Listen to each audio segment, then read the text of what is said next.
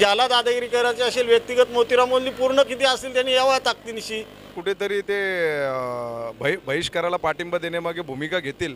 तरी त्यांचा आम्ही गैरसमज दूर करू, जे काय विकास करायचा ते विकास करू आणि आम्हाला पूर्णपणे खात्री आहे ते आमचे समाज बांधव आहेत. सरपंच किंवा सदस्य जे होते त्यांचा कुणाचाही कधीही राजीनामा मागितला नाही, अन्यथा राजीनामा दिला सुद्धा नाही. बामार्ली, वाकळण ही गावे विकासापासून कोसो दूर. मूलभूत सुविधेचा वानवा म्हणून घेतला ग्रामपंचायत निवडणूक लढवण्याचा निर्णय. मला झालेली पुनरावृत्ती नको होती म्हणूनच उमेदवारी अर्ज भरण्याची केली नाही तयारी. 14 गावांचा विकास खुंटला म्हणून तर ती 14 गावे नवी मुंबई महापालिकेत समाविष्ट करण्याची दिली ललकारी. परंतु वाकळणचे प्रशासक व ग्रामविकास अधिकाऱ्यांवर व्यक्त केली नाराजी. मोतीराम गोंधळी हे आमचेच भूमिपुत्र, त्यांची समज नक्कीच काढू. अध्यक्ष लक्ष्मण पाटील यांनी व्यक्त केला विश्वास. उमेदवारी भरलेला अर्ज मागे घेण्यात लावला कश. माजी उपसभापती भरत भोईरांना मध्यस्थी करण्यात आले जवळपास यश. मोतीराम गोंधळी यांची नाराजी करू दूर. 14 गावांचा विकास करण्यास समितीच्या माध्यमातून विकासास मिळेल सूर. जीवन वादिलकर म्हणाले, 14 गावांतील जनतेस बसली विकासाची झळ. विकास समिती समाजाकरिताच करते हा सारा खेळ. उमेदवारी अर्ज भरणाऱ्या भूमिपुत्रांना विकास समिती माघार घेण्यास लावेल बुद्धिमत्तेचे बळ.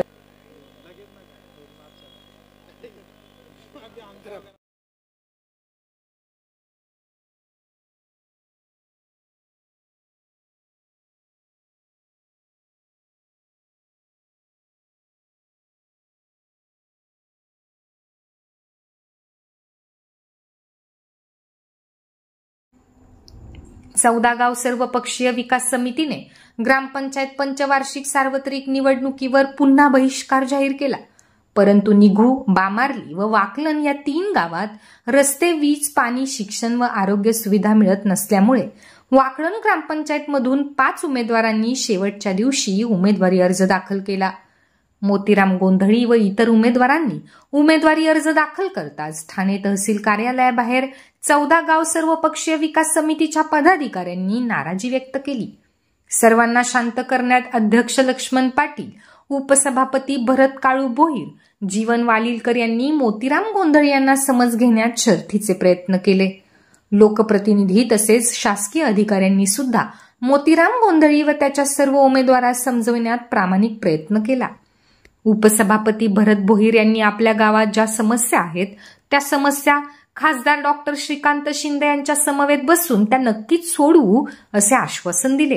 तर अध्यक्ष लक्ष्मण पाटील यांनी सुद्धा 14 गावे विकासापासून कोसो दूर आहेत म्हणून तर नवी मुंबई महापालिकेत समाविष्ट करण्याचा प्रामाणिक प्रयत्न करतोय आणि मोतीराम गोंधळी हे भूमिपुत्र आहेत, ते समाजाविरोधात भूमिका घेणार नाहीत, त्यांची समज नक्कीच काढू असे मत व्यक्त केले. मान्यवरांनी दिली सिद्धेश्वर वार्ता न्यूजला प्रतिक्रिया. प्रथमतः तुम्हाला आमच्या समस्या सांगतो. आज आमच्या 14 गावची जी काही परिस्थिती आहे, लाईट, पाण्यापासून आरोग्य खात्यापासून टोटल म्हणजे आमची अशी परिस्थिती आहे का तुम्ही रस्त्यात तुम्ही स्वतःच एक बाईट आपण स्वतः क्लिप बनवलेली आहे. त्या क्लिपमध्ये आपण रस्त्याची पूर्ण शहरनिशा केलेली आहे. पाण्याची अवस्था, साध्या लोकांना साधं स्वच्छ पाणी पिण्याचं मिळत नाही, आरोग्याची व्यवस्था नाही. मग ही सगळी जिम्मेदारी कोण घेणार? याच्यासाठी आम्ही आमच्या ग्रामसभेचा ठराव 10 ऑगस्टला आमचा एक ग्रामसभा झाली. त्या ग्रामसभेमध्ये जवळजवळ 80% उपस्थिती महिलांची होती आणि महिलांचं म्हणणं, जर आपण असंच या बहिष्कारामध्ये असलो तर आपल्या सोयीसुविधा कोणी पुरवायच्या आणि आपल्यावर लक्ष कोणी देणार? म्हणून आपण ती महापालिका ती बाजूला ठेवून आपल्याला आपली ग्रामपंचायत लढून आपण कारभार स्वतःच्या याच्यात चालवायचा आणि आपल्या सोयीसुविधा आपण स्वतः तयार करायच्या. गुन्हेगाराचा विषय नाही आहे. आमची समस्या आहे काय, जर सर्वपक्षीय विकास समिती ही जर लोकांच्या सेवेसाठी झटत असेल तर आम्ही जे करतो ते लोकांच्या समाजाच्या विरुद्ध करतो का? आमच्या गावासाठी आम्ही जे काही इलेक्शनचा जो विषय मुद्दा उचलला आहे किंवा ठराव ग्रामसभेने मंजूर केला, तो ठरावाची प्रत आम्ही तहसीलदार आणि कलेक्टरपर्यंत पोहोचवलेली आहे आणि ते आम्ही सगळी व्यवस्था केलेली आहे. तो आजचा ठराव नाही आहे. मग तेव्हापासून आजपर्यंत समितीने किंवा कुठल्याही अधिकाऱ्याने आम्हाला विचारलं नाही. समितीने एखादी बैठक आयोजित केली, त्या बैठकीमध्ये निर्णय यशस्वी आला तर त्यानंतर निर्णय काय असणार आपला? आम्हाला अपेक्षा काय आहे, कोणतेही शासन असू दे, महापालिका असो अथवा आमची ग्रामपंचायत असो, आम्हाला आमच्या ज्या लोकांच्या गरजा आहेत, मूलभूत गरजा, ज्या अडचणी आहेत, त्या अडचणी सुटाव्या याच्यासाठी आमचा अट्टाहास असणार आहे.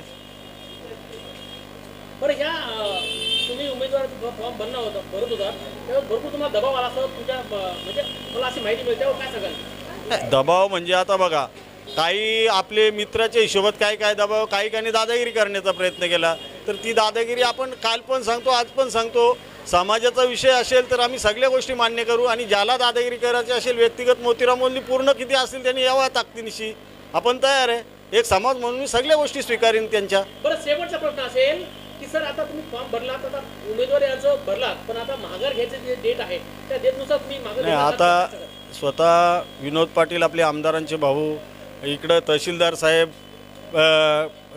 त्यांचा आला, जे समितीचे सदस्य असणारे त्यांनी आम्हाला विनंती केली, जे काय आपले मित्रवर्ग होते त्यांनी विनंती केली की एकटा तुम्ही समाजाच्या विरुद्ध जाऊ नका. मी म्हटलं समाजाच्या विरुद्ध जाण्याचा विषय नाही, मला फक्त समक्ष तुमची समिती किंवा जे सक्षम अधिकारी असतील किंवा जे राजकीय असतील त्यांनी येऊन आम्हाला आमच्या जो ग्रामसभेचा ठराव झाला त्या ग्रामस्थांसमोर, त्या महिला मंडळासमोर तुम्ही आम्हाला लेखी आश्वासन द्यावं आणि त्या आश्वासनाची पूर्तता करावी. म्हणजे त्यांनी लेखी आश्वासन दिल्यानंतर आपण उमेदवाराचं मागे घेणार आहात? विषयच नाहीत, कारण त्यांची अपेक्षा आम्ही निवडणूक लढू नये, आम्ही इथं काय करू नये, आम्ही नाही लढवणार. आम्हाला काय आमच्या समस्या सोडवायच्या आहेत. जर ते समस्या जर सोडवत असतील तर आम्हाला इलेक्शन लढवण्याची काही गरज नाही. हॅलो, भरत भोई साहेब बोलतात का? हा सर नमस्कार, मी सिद्धेश्वर वार्ता न्यूजमधून बालासाहेब कांबळे बोलतोय. सर, 14 गाव सर्वपक्षीय विकास समितीच्या माध्यमातून जो आपण बहिष्कार टाकला होता, त्या बहिष्काराच्या विरोधामध्ये सन्माननीय मोतीरामजी गोंधळी आणि त्या वाकण ग्रुप ग्रामपंचायतीमध्ये काही सदस्यांनी आज उमेदवार अर्ज दाखल केलेला आहे, त्यावरती काय प्रतिक्रिया असेल आपली, काय सांगाल? जे विरोधामध्ये नाही आहेत त्यांचा काहीतरी विकासाच्या विषयी त्यांना काहीतरी वेगळा वाटत असेल म्हणून त्यांनी ते फॉर्म भरलेला आहे, पण त्यांचा गैरसमज झालेला आहे. तरी सुद्धा त्यांचा आम्ही गैरसमज दूर करू, जे काही विकास करायचा ते विकास करू. आणि आम्हाला पूर्णपणे खात्री आहे ते आमचे समाज बांधव आहेत. मोतीराम गोंधळी, प्रवीण पाटील हे चांगले लोक आहेत, त्यांना आम्ही सांगू आणि ते मागे घेणारच आहेत. हे काही सांगायची गरज नाही मला तशी खरं म्हणजे, पण ते चांगले लोक आहेत आणि ते समाजाबरोबर आहेत. सर, त्यांनी आणखी एक प्रतिक्रिया दिली की त्यांच्यावर दबाव आलेला, मी त्यांना विचारलं की दबाव वगैरे आला होता का, स्वतः म्हणले की दबाव आणण्याचं कोणी दादागिरी करू शकणार नाही, परंतु तुमची काही मीटिंग बैठक वगैरे आयोजित केली आहेत का त्याबद्दल? हो, आम्ही मोतीराम 2 दिवसामध्ये मोतीराम गोंधळीशी बोललेलो आहे की आपण 2 दिवसामध्ये आपण मीटिंग लावू वाकलनला, आणि तुमच्या विकास संदर्भात जे काही काय असतील मागण्या असतील त्या तुम्ही मला सांगा. समितीतर्फे आम्ही डॉक्टर श्रीकांत सिंह साहेबांना पर्यंत पोहोचू आम्ही. आणि आजच साहेबांशी माझी वार्ता झालेली आहे की साहेब असा विषय होता, आपल्याला त्या लवकर करायला लागेल. पण ते बोलले की ठीक आहे, तुम्ही मीटिंग घ्या रविवारी आणि येत्या 15 मध्ये दिवाळीच्या अगोदर तुमचा काहीतरी चांगला निर्णय लावून टाकू आम्ही. ओके सर, थँक्यू सर, तुम्ही वेळात वेळ काढून सिद्धेश्वर वार्ता न्यूजला प्रतिक्रिया दिलात त्याबद्दल धन्यवाद सर. यावरती माझं एवढंच सांगणं आहे की 14 गाव विकास समितीसाठी अत्यंत दुःखाची आणि खेदाची गोष्ट आहे. आणि 14 गाव वासियांचं कुठेतरी दुर्भाग्य आहे की एवढी माहिती देऊनसुद्धा 14 गावातील लोक अजून जागृत नाहीत. आणि ज्या पद्धतीने ग्रामपंचायतीमध्ये ठराव मंजूर केला आणि त्या ठरावाला सुसंस्कृत लोकांनी विरोध केला नाही, ही खूप आश्चर्याची बाब आहे. आणि 14 गाव विकास समितीमार्फत जे जनजागृती करण्याची आहे ती जनजागृती गेल्या 8 दिवसापासून आम्ही करत आहोत. आणि जवळजवळ सर्वच पक्षाच्या प्रमुखांनी या बहिष्काराला पाठिंबा दिलेला होता. परंतु आज जे फॉर्म भरलेले आहेत ते सुद्धा 14 गावचेच बांधव आहेत. आणि त्यांना 14 गाव विकास समितीमार्फत आम्ही विनंती केलेली आहे की बाबा रे, कुठेतरी 14 गावच्या विकासाचा प्रश्न आहे, भल्याचा प्रश्न आहे. तुमच्या मनामध्ये जो समितीबद्दल किंवा आमच्याबद्दल जो गैरसमजदारपणा निर्माण झालेला आहे त्याबद्दल आम्ही तुमच्याशी खुलासा करण्यासाठी चर्चासत्र आयोजित करत आहोत. आणि रविवारी वाकळण गावामध्ये मीटिंग या संदर्भात लावलेली आहे. आणि मला अपेक्षा आहेत की आमचे 14 गावचे बांधव की ज्यांनी फॉर्म भरलेले आहेत ते गैरसमजूतदारपणाने त्यांनी फॉर्म भरलेले आहेत आणि 14 गावच्या व्यथा ते समजतील. आणि कुठेतरी आम्ही जो आव्हान किंवा आम्ही जो साथ त्यांना दिलेली आहे त्याला कुठेतरी ते बहिष्काराला पाठिंबा देण्यामागे भूमिका घेतील अशी मला अपेक्षा आहे. नाही, अशा अनेक वेळेला म्हणजे यापूर्वी 3 वेळेला ग्रामपंचायतच्या निवडणुका लागल्या, परंतु ह्याही पूर्वी 3 वेळेला सर्व ग्रामस्थ आणि सर्व गाव 14 गाव सर्वपक्षीय विकास समितीच्या माध्यमातून 3 वेळेला बहिष्कार टाकलेला होता. आणि बहिष्कार अशासाठी टाकला तर ह्यावेळीसुद्धा ज्यावेळी निवडणुका लागल्या आम्हाला माहिती पडलं की निवडणुका लागल्यात.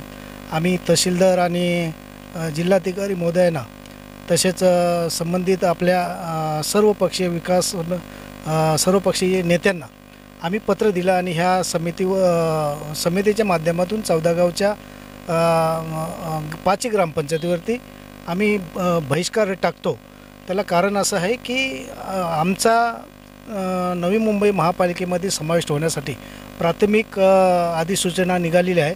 त्याचा अंतिम GR निघायचा आहे आणि माननीय राज्याचे मुख्यमंत्री एकनाथजी शिंदेसाहेब यांनी